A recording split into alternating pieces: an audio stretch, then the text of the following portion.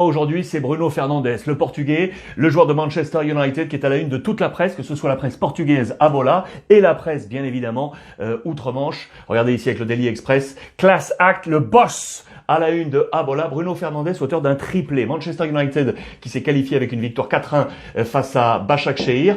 Regardez, comme je vous le disais, à la une vraiment de toute la presse. Là aussi, la presse britannique avec le Daily Telegraph ou encore le Daily Star. Quick Brew, ils sont là, les Mancuniens, avec Bruno Fernandes. Notez bien également ce petit papier là qui traîne sur l'économie, l'écosystème économique en Angleterre. On est en train de travailler pour voir si les supporters peuvent revenir au stade en fonction des conditions sanitaires. C'est urgent maintenant pour trouver les solutions pour que le football anglais puisse rester en situation pérenne pour l'avenir. Le deuxième visage fort pour moi de cette soirée Ligue des Champions, c'est Alvaro Morata, l'Espagnol de la Juventus de Turin, avec Cristiano Ronaldo à la une de la Gazzetta dello Sport. Il est là. On parlera tout à l'heure de Lukaku et de l'Inter.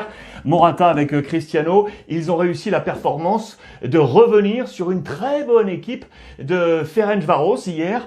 2-1 pour la Juve. Ils étaient menés 1-0. Cristiano et Morata ont marqué les buts qui ont permis ainsi à la Juve de s'imposer. Regardez une nouvelle fois Morata qui vaut la qualification pour Ottavi, les huitièmes de finale. Il est logiquement la meilleure note inscrite dans les colonnes de la Gazzetta dello Sport. Voici l'ensemble des notes.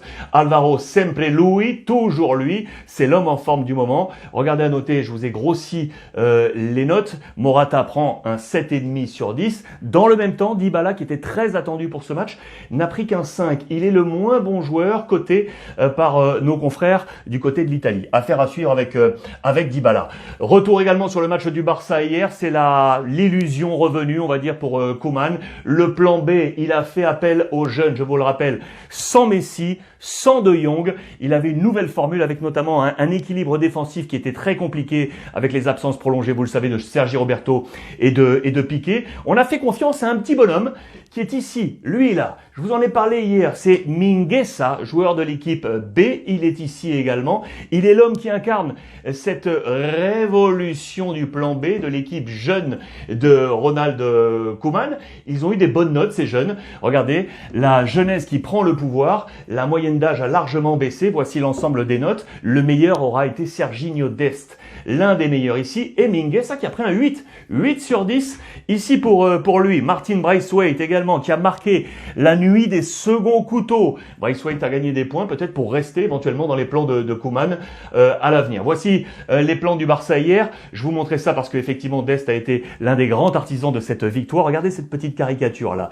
Koeman avec la tétine comme une bouée de sauvetage parce que c'est peut-être ce plan qui lui permettra de sauver ce Barça cette saison. Voilà comment le Barça a commencé donc avec Mingueza l'anglais. Voilà comment le Barça a terminé. Junior est entré. On a fait confiance à de jeunes joueurs pour voir si ça pouvait donner un équilibre maintenant à ce Barça. Voilà quel était le plan hier de Ronald Koeman. On en vient au match de ce soir, les amis. La grosse affiche, je vais y arriver.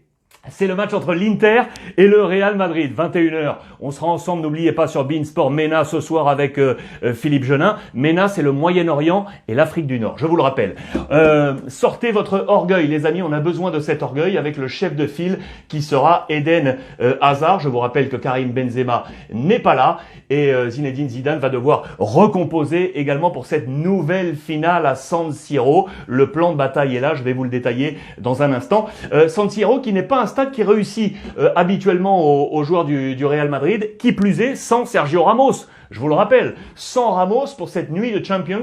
Je vous ai grossi ici ces quelques chiffres. Regardez, les derniers matchs européens sans Ramos. Les derniers matchs européens sans Ramos, sur 8, une seule victoire, 7 défaites, 0 match nul. Attention au Real Madrid face à l'Inter. Et dans la presse italienne, justement, regardez, on fait le point sur les forces en présence pour compter avec les grands duels. Hakimi face à Mendy, Lukaku face à Varane, Vidal face à Kroos. Ce sera le grand schéma de ce match de ce soir. Voici les compositions probables attendues avec Handanovic, Skriniar, De Vrij, Bastoni, Hakimi, Barella, Gagliardini, Young, Vidal, Lukaku, Lautaro, Lula qui est recomposé de nouveau à la pointe de l'attaque. Côté Real Madrid, Hazard, Mariano, Asensio pour mener cette attaque avec Kroos, Casemiro, Modric, Mendy, Nacho, Varane, Carvajal et Courtois dans les buts. Match également ce soir, et là je pense à tous les supporters de l'Olympique de Marseille, les amis. L'honneur ou la honte dans les colonnes de la Provence. Match très attendu avec, attention, la force de Marega en face. On se souvient de la désillusion de 2003 où Porto était venu s'imposer 3-2 sur la pelouse de l'Olympique de Marseille alors que les Marseillais alors pensaient prendre la deuxième place de groupe derrière le Real Madrid. Ça avait été une grosse soirée de désillusion avec José Mourinho qui était là. Voici le plan de bataille grossi de Porto attendu ce soir, et donc avec Luis Diaz et Marega à la pointe de l'attaque. Match très attendu. Voici la composition probable selon nos confrères de la Provence de l'Olympique de Marseille. Mandanda, Alvaro, Ballardi ou Caleta-Char. À ma vie, Sakai, Camara ici, Rongier, Sanson, Payet, Thauvin et Benedetto à la pointe de l'attaque. Les amis, ça nous amène du coup au pronostic NetBet, vous le savez, évolutif durant toute la journée sur netbet.fr. Voici quelques-uns des matchs attendus de ce soir. Inter Real Madrid avec une cote à 2.7 pour l'Inter, 3.65 pour le nul et 3.20 pour la victoire du Real Madrid. Très sincèrement, vu la situation, je ne vois pas le Real aller s'imposer. Mais la force du Real peut-être pour arracher ce match nul ou la victoire de l'Inter à domicile. J'irai là. OM Porto, c'est vital. OM Porto, c'est vital. Je vais aller sur la victoire de Marseille à 2,77. Il y a du Liverpool-Atalanta avec le grand favori Liverpool qui est à 1,63. Je pense qu'il faut aller là. Le Borussia Mönchengladbach face au Shakhtar Donetsk. J'irai également sur Gladbach. Atlético Lokomotiv Moscou. Je suis fan de l'Atlético en ce moment. Je les mettrai vainqueurs. Ajax contre Midtjylland, je mettrai également l'Ajax à domicile. Et enfin, l'Olympiakos de Mathieu Valbuena face à Manchester City. Ça va être très chaud. Regardez, la cote de l'Olympiakos est à 10,50.